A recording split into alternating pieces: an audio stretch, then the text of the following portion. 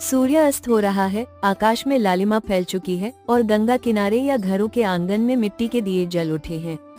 छठ पूजा का दूसरा दिन आता है, खरना। ये दिन भक्ति, संयम और आत्मनियंत्रण का प्रतीक है।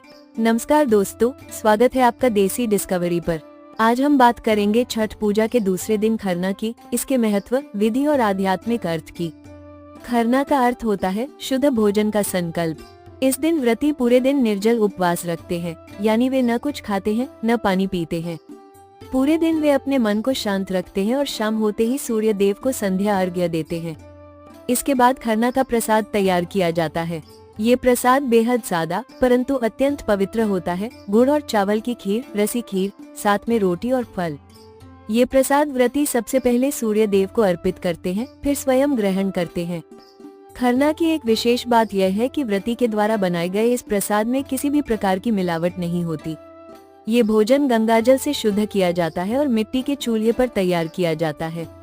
इस दौरान घर का वातावरण पूरी तरह भक्ति से भरा होता है। कोई शोर नहीं, सिर्फ दिए की लौ और छठ गीतों की मधुर धुन।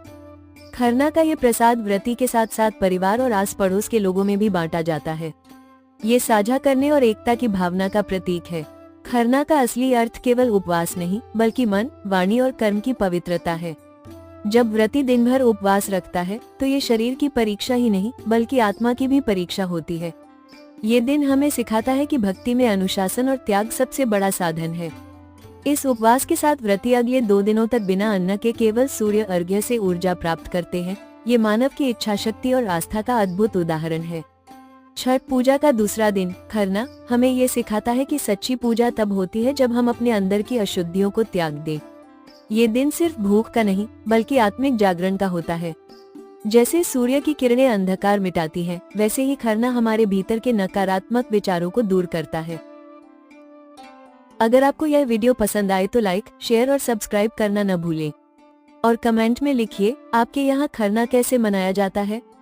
जय छठी मैया।